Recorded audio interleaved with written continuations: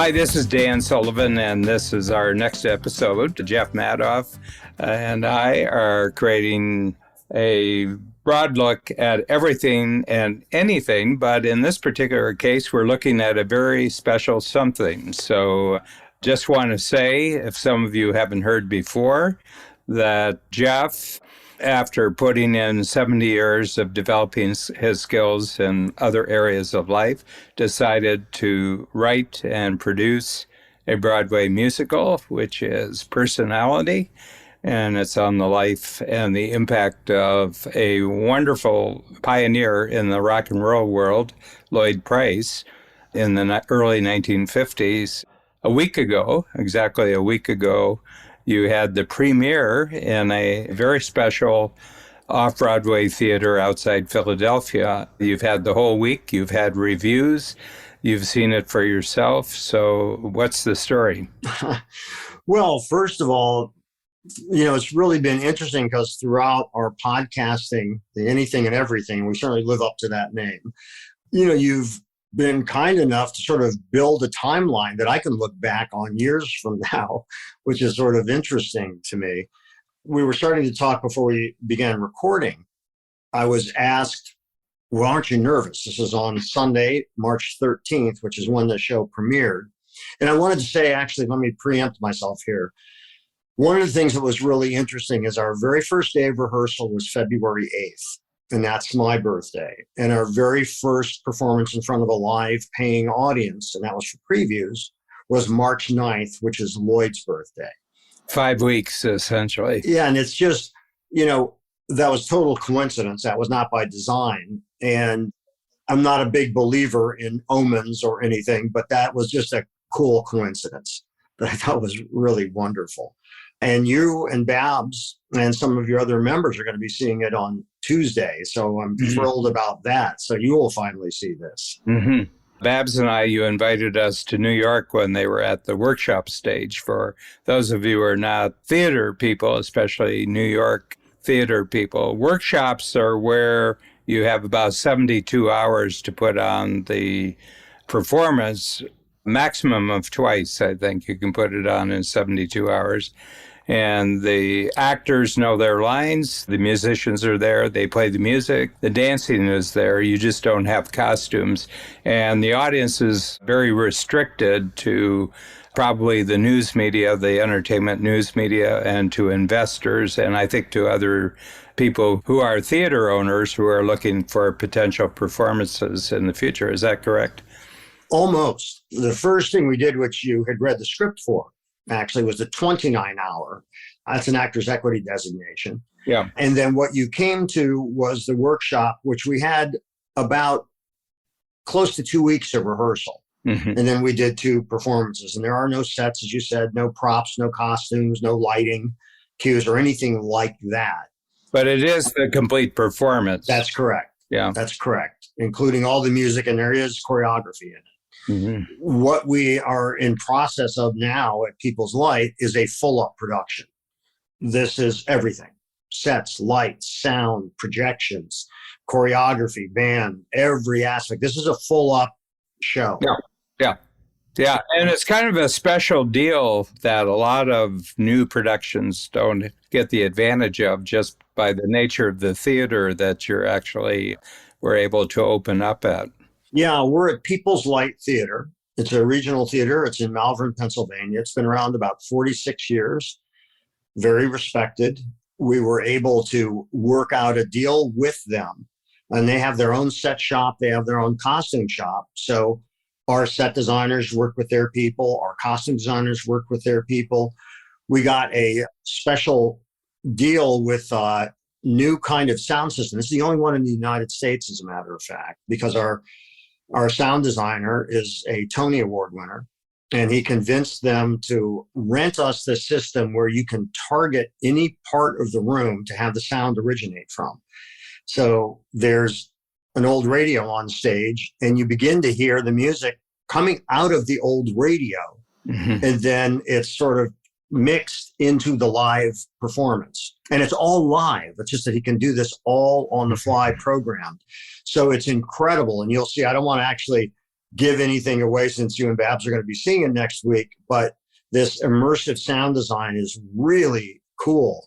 And we're fortunate that our sound designer is not only aware of it, knows how to use it. And because of his credentials, that company that made it was willing to rent it to us, which is fabulous. Yeah. We were the first production of the new year for People's Light. And they, like all other theaters, were hit really hard with COVID and basically shutting down.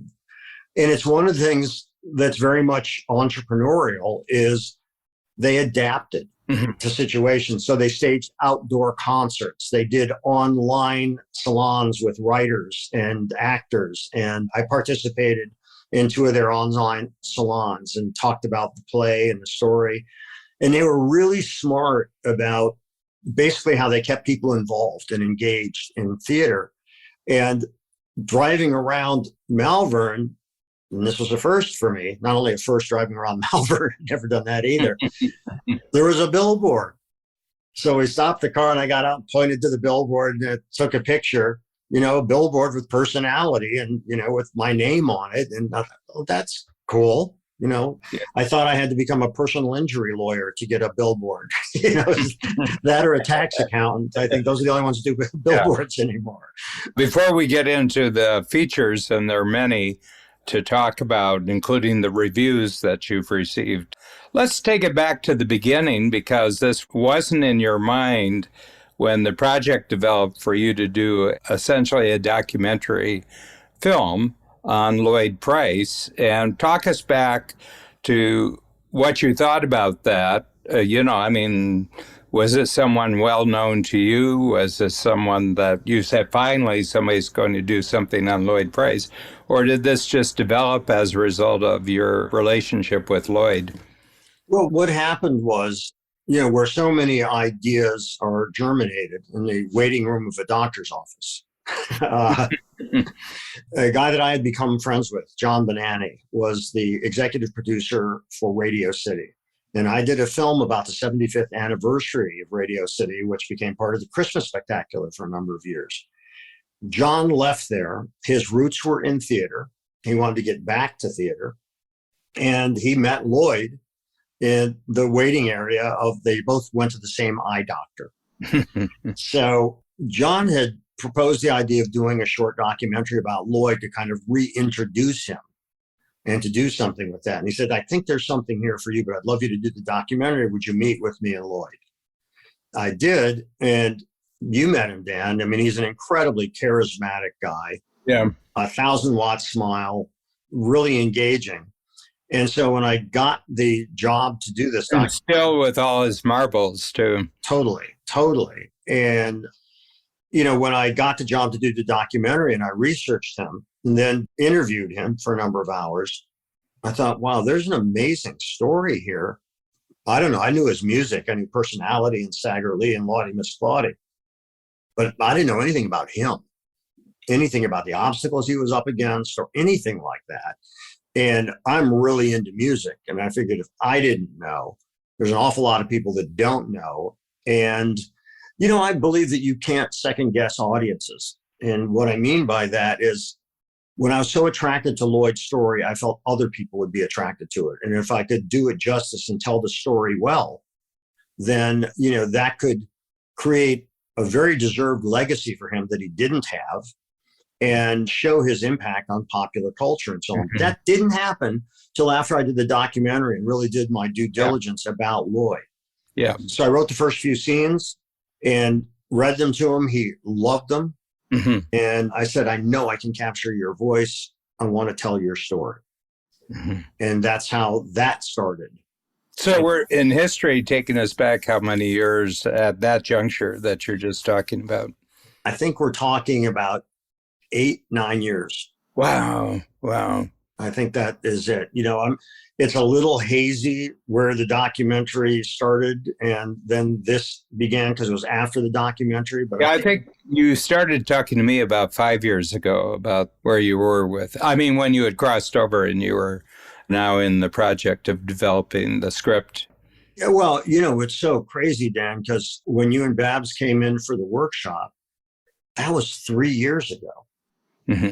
And the year before that was that 29 hour. And I think we started talking. I probably let you know about this maybe a year or so before that. So you're right. 5 or 6 years is how long you've heard of it. Yeah. Yeah. That's right. Yeah.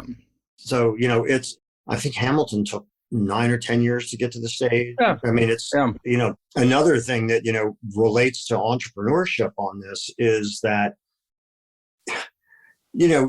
you've got to be committed fully. Well, it's a love affair with the future, too. I mean, really. And that's true regardless of what the entrepreneurial project is, that you sense something and you visualize something in the future that's so intense that you're almost experiencing it in completed form right now. Yeah, I love that phrase, love affair with the future. That's great. Because you're right, because you're thinking about outcome. And then the question is, how do you draw that map to get there? Mm-hmm. But, I also, when I was speaking to entrepreneurial groups and things like that, the misconception about, well, you own your own business and, so your time is your own and all that. Not for the first many years of your business. That's not the case. I'm sure it wasn't the case with you either. As well as you've constructed things, it took a while for you to get your business as such that you didn't have to devote 24/7 to it. Well, one of the important skills of being an entrepreneur once you become successful is to tell a better story about your past than you actually played. I saw the potential of this and I was dead on and, and everything. I said, yeah, maybe. Yeah, yeah, right. Yeah, maybe. Such a burden to always be right. Yes. Yeah. And I talked to you about this following the workshops. I mean, his story is the story of blacks in America, especially coming, past mid-century in the 20th century. But actually, black musicians who had an incredible culture of their own. They had an amazing culture of their own that was totally unknown to the rest of the world for the most part. That's right. And the crossover impact of Lloyd Price was that he was the first of the rock and roll entertainers who acquired a national white teenage audience. That's right. And that's what was so unique. And that got him drafted and sent to Korea. And you're right. That is correct. Yeah. Senator Richard Russell from Georgia, who was head of the Armed Services Committee, you bet, basically put out the dictate that Lloyd should be drafted. Yeah, he thought that would stop race mixing. Yeah. Miscegenation might break out like a virus. Yeah, and let's see if he can develop a North Korean audience. I mean, the incredible thing about this was in our lifetime. Yep. That there were the separate drinking fountains, separate bathrooms. This wasn't like we're studying something from a few hundred years ago. That really struck me. And there's a scene in the play, and, I kind of wondered what happened. Lloyd worked at the airport. He worked at the diner and he cleaned out the planes. This was in New Orleans, by the way. In Kenner, which is the airport for New Orleans. Kenner, which is outside of New Orleans, the nearby suburb. 14 miles away. And until Lloyd recorded Lottie Miss Claudia at Cosmo Matassa Studio in New Orleans, Lloyd had never been there. That was a land far, far away. He had never been to New Orleans. That's how small his world was. Yeah. At that point, he was 17. Yeah. And he'd never been 14 miles away from home. Yeah, and they had to pick up any talent they could for it. So he had to get this guy named Fats Domino to actually play the piano. That's right. And Fats Domino was as unknown as Lloyd was in those days. Well, Fats is a little bit older, and he, played some clubs there. And he's from New Orleans. Yeah. Interestingly, he was not the first piano player that Dave Bartholomew chose. And Dave produced Fats Domino's first big hit, which was They Call Me the Fat Man. Mm-hmm. And that's where Art Ruppel's Specialty, that recorded Lloyd, said there's a market here that's totally being ignored. Yep. And I think we can do something. Because, at that time, all the major record labels, they did classical, they did opera, but they didn't do jazz. They didn't do blues. No, mostly Broadway. They did Broadway musicals. Yeah, show tunes, right. Show tunes, yeah. American songbook, a lot of American songbook stuff that was there. Yeah, and so they wanted experienced musicians, trained musicians. And Art Roops saw that when he went to listen to gospel, because he lived near a gospel church, it all happened by accident. And he went in there and he was so captivated by that music. And it wasn't because these were technically great musicians, it's because they tapped into emotion. And that moved people and got people standing up and moving. And he saw an opportunity there and he loved the music and what that emotion did. He's still living, by the way. He's 104. But Art Roop is still alive. Yeah. Lloyd died. It'll be a year this May that he died. But when Art turned 100, I said to Lloyd, because I had noticed it, that Art Roop's birthday is tomorrow, Lloyd. He's going to be 100 years old. He goes, yeah, I know that. I was wondering whether I should give him a call. And I said, well, what are you going to wait for? Astoundingly, he outlived Lloyd. But Lloyd did call him and he said they had a great conversation, which was cool. For the listeners, Jeff and I have a connection that we're both from Northern Ohio, and I'm west of Cleveland, and you're sort of south, I guess. Akron is south, a little bit to the east of Cleveland. And rock and roll as an official genre actually was coined in Cleveland by Alan Freed, DJ, who later got so famous that he got to enjoy it in prison. But what he did was that there was this new kind of music that was on the scene. It was coming to Cleveland. There was a concert. And he said, like, you all come out and listen to these people. And we're all going to go and we're going to rock and roll. And that was the first time that the term rock and roll was actually broadcast. And it became instantly viral, rock and roll. But that was the first rock and roll concert in history. And Alan Freed was involved, you alluded to prison, in the payola scandals. Yeah. And for those who don't know what payola was, it's basically where record promoters and labels would pay DJs, which is what Alan Freed was, pay DJs to get their records played. Yeah. On the air. It's basically what is standard operating procedure today that was illegal right. 70 years ago. Yeah. That's right. Yeah. That's exactly right. Well, later in life, when Alan went through that, he and Lloyd were friends. So Lloyd gave him office space on 57th Street in New York. So Alan operated out of there for a while. Boy, what a... No, the history is crazy and the interconnections, No, it is. So the thing was that 3 years ago, I think it was in April or May, I'm not quite sure the month, Babs and I came and we saw... March. So... Almost crazy. To the year, by the way. I mean, literally. It's almost to the day. Yeah. So first of all, we felt very privileged to be invited. So we went twice. We went on a Wednesday night and a Thursday afternoon, and there were really great receptions afterwards. And it was kind of like a workshop theater in New York. I mean, theater is such a huge industry in New York that there are specialized theaters where various stages of plays can actually be put together. But on the Thursday night, I was able to spend about 20 minutes with Lloyd at the reception. And we found out that we had been both drafted. He was drafted for the Korean War. I was drafted for the Vietnam War. And we were both sent to South Korea. And we were actually in the same unit. And we had a good time. The only difference was it was full-out war when Lloyd went. And it was kind of dicey because there's never been a peace agreement there. It's a ceasefire, basically. And periodically we would have alerts and, we all had to act as if we were soldiers. But it was really, really interesting. And I'll bring this subject up later because the way you've written the script, Jeff, the way you end the play is a remarkably healing communication. Okay. First of all, it's very powerful the way that you've portrayed it, but it's very powerful in the fact that it totally represents what Lloyd's attitude was.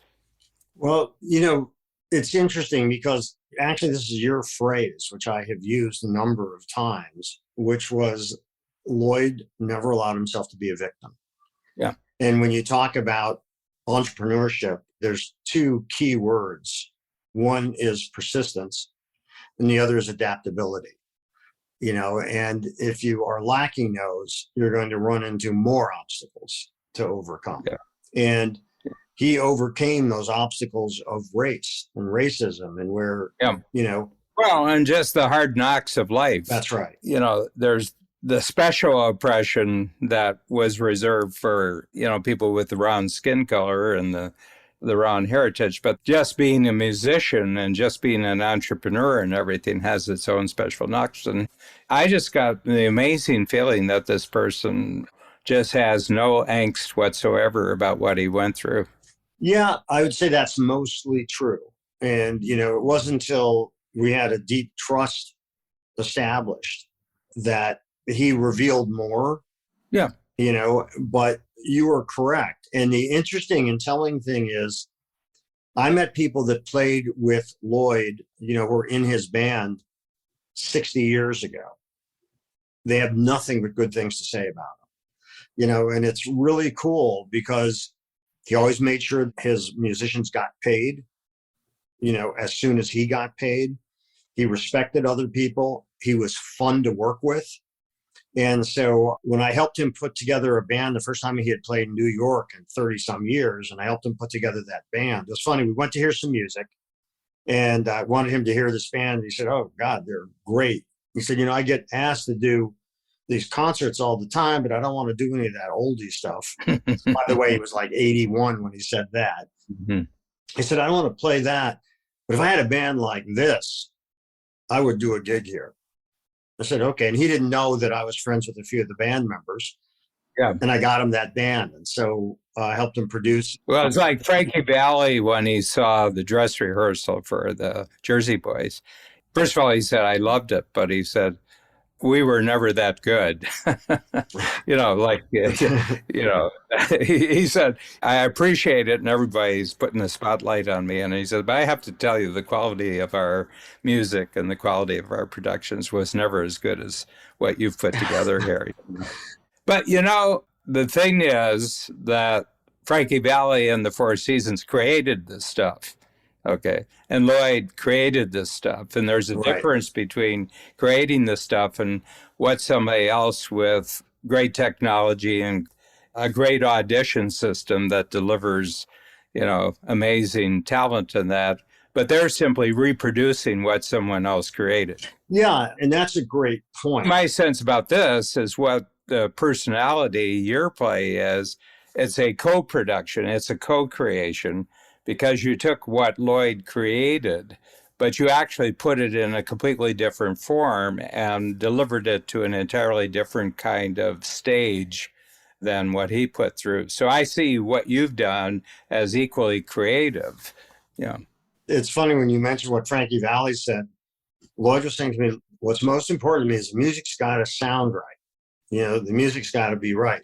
And, he worked with Don Costa as he got more successful, which is Frank Sinatra's arranger. He worked with the top talent there was. So I said, "Okay, well, our musical director, Shelton Beckton, has been playing professionally since he was 4, and he's astounding. And he surrounds himself with all A+ level musicians. But he's got to get the beat right. He's got to get that sound right." So I took Lloyd to one of the rehearsals. This was for the workshop. And so he's listening to Shelton. He turns to me and said, "I didn't know my shit sounded that good." Yeah. He said, "That's pretty good. I've never sounded that good when I was in the recording studio." So it was pretty cool. Yeah. But, they also had to get in and out like that. Well, I was amazed because they're set musicians. One of the things, this is just a sidebar for what we're talking about, the main thing. But I was sitting there and I was feeling that you really understand the power of a place like Broadway. New York has a number of things like this as a city. They have the fashion industry, they have the advertising industry, they have the financial industry. But you realize the power of critical mass of talent when you're in a place like that. And I was just sitting there and I was saying, these individuals, they're the one out of 999 who got there. There were 999 who, for any of them, whether you're talking about the actors or the musicians, eventually all the different talent that you assembled. And we'll talk about that because you got an unusual quirk of history to assemble probably one of the finest wraparound talent teams for a brand new play that, I mean, for an unknown producer and an unknown writer to develop this talent. But I was sitting there and I was talking to Babs and I said, you really appreciate just the amazing critical mass of talent that must be within 5 miles of the theater that we're sitting here. And it's these individuals are the ones who show up today. And that's New York City. You're right. And, it's from the song, New York, New York, if you can make it here, you can make it anywhere. I think there's a lot of truth to that. Yeah. Because there's certainly a lot of things that make it really difficult. It's amazing plays get mounted at all on Broadway. The cost involved. And, there's only 41 Broadway theaters. Now, we hope to occupy one of those in the not too distant future.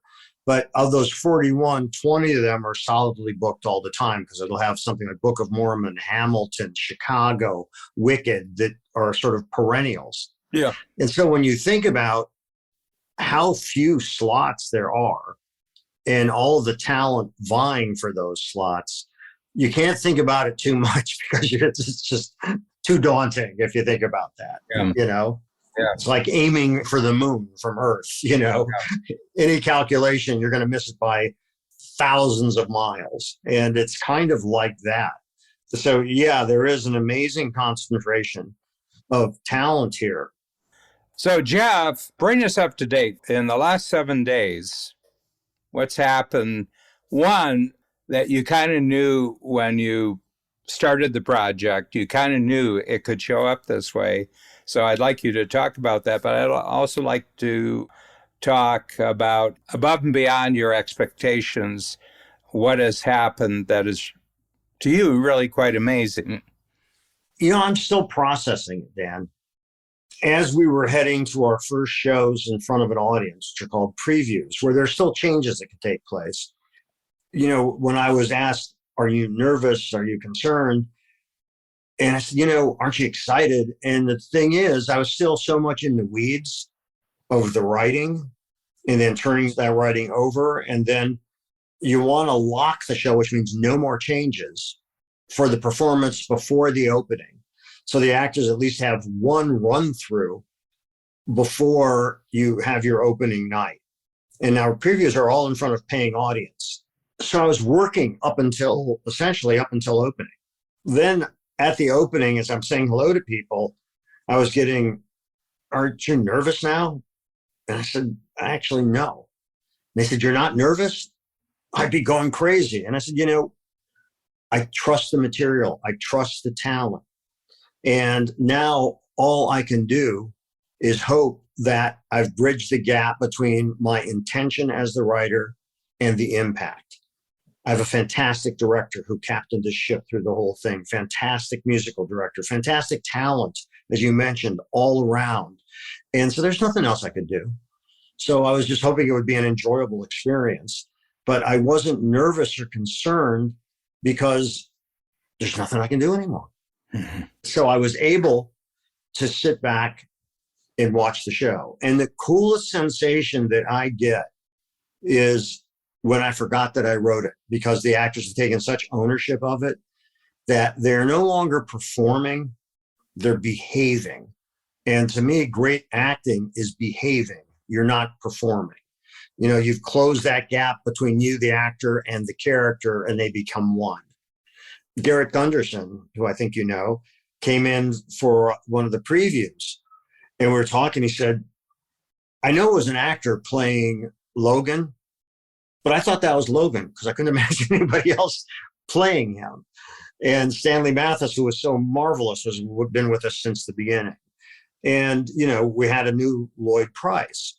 St. Aubin and a new young Lloyd, Nathaniel Washington, you know, observing their processes, all three very different, was really fascinating. So I've been learning a tremendous amount. Fortunately, the audience response has been off the charts positive. The critical responses, which I shared with you, a couple of them, has been off the charts. My director wrote to me after the first review and he said, "Are you related to the critic?" And I said, "Well, my mom died 12 years ago, but I wouldn't put it past her to have somehow influenced it." And then the next review came out and I said to Sheldon, "Did your mother write this one?" You know, so we're very fortunate, the response and the audience. And this is something that you tagged when you saw the workshop. People are so upbeat. And although the story deals with some serious issues, it's also very entertaining. And the music is so much fun that people leave uplifted and uplifted in a way that I feel really good about because they've also been educated. Because the most common response I get is, "God, I didn't know that." Yeah. You know, and that's really cool. So it's an amazing journey. I look at this as just another step in it. Yeah. I do hope we take it all the way. You know, I told you I'm a great believer in fairy dust, and I think you've had special help, you know, because I think the story itself attracts support. You know, it's a story that attracts an audience. And just to wrap up and relate that at the end, I don't have the exact words, but what I remember Lloyd's character saying, and somebody said about them that you were a black soldier in Korea. And he said, "I wasn't a black soldier in Korea. I was an American soldier in Korea." He said, "I represented the United States of America." You know, one is if it wasn't true to character, it would be artificial, it would be false. But everything about that statement was totally consistent with who Lloyd was and how you presented Lloyd. Well, Lloyd said that I served in Korea as an American soldier, not as a black man. He said, "I pay American taxes. My dreams and what I know is an American story." You know, it's really fascinating because I think it's hard for most people who didn't experience, which most people didn't experience, the kind of life and obstacles that he had and had to confront, to maintain such an amazingly positive attitude that was not Pollyanna, but to maintain that positive attitude and go through life the way he did is pretty astounding. You know, that's why I think his story is so important to tell, because as Lloyd says in real life, and as I memorialized in the play, music can bring people together. And what's interesting to me about race, and this is a bigger discussion, but when those things become normal, you know, so you're seeing a TV commercial for, I think it's for some mop or Swift or something, and it's a biracial couple, and there's nothing made of it, you know, just has to do the Swifter for his wife, you know, in the cleaning the living room. You know, when you start seeing these things that were considered social aberrations, now so normalized, and people grow up seeing that. Because, you know, as Lloyd said, who did we have to look at? Step and fetch it. You know, I mean, who was there to look at that gave a positive notion of what you could be? And there's a scene in the play where, you know, Manora, who's this woman who helps him get rid of his headaches, says that these people don't have any dreams. And he said, "What do you mean? Why don't they?" He said, "Because they don't think they have a future." And there was nothing that indicated future as a possibility.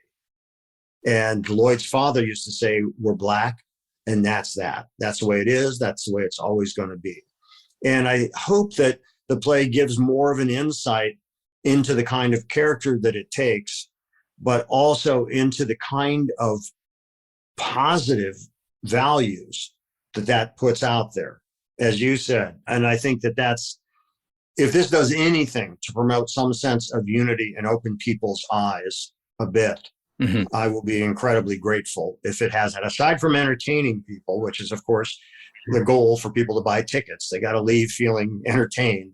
But if it also takes them a little bit further, and there's discussions like you and I have had that would be very gratifying if it also educates a bit. Yeah, and I just wanted to say you made a statement about great music bringing people together, but great stories bring people together too. And my sense is total kudos to you for presenting such a great story that attracted so much talent as we go forward. And the other thing is, I just want to thank you for letting Babs and I have a sort of an inside journey with you on creating this. And I'm going to get this out to all Strategic Coach clients, this particular episode. And I'm sure that they will be seeing Personality either real soon or as it makes its way across America and probably to London. Well, thank you very much. And your support has meant a tremendous amount. It's been great. So thank you very much for saying that. I appreciate it. Thanks for joining us today on our show, Anything and Everything. If you enjoyed it, please share it with a friend. For more about me and my work, visit acreativecareer.com and madoffproductions.com. To learn more about Dan and Strategic Coach, visit strategiccoach.com.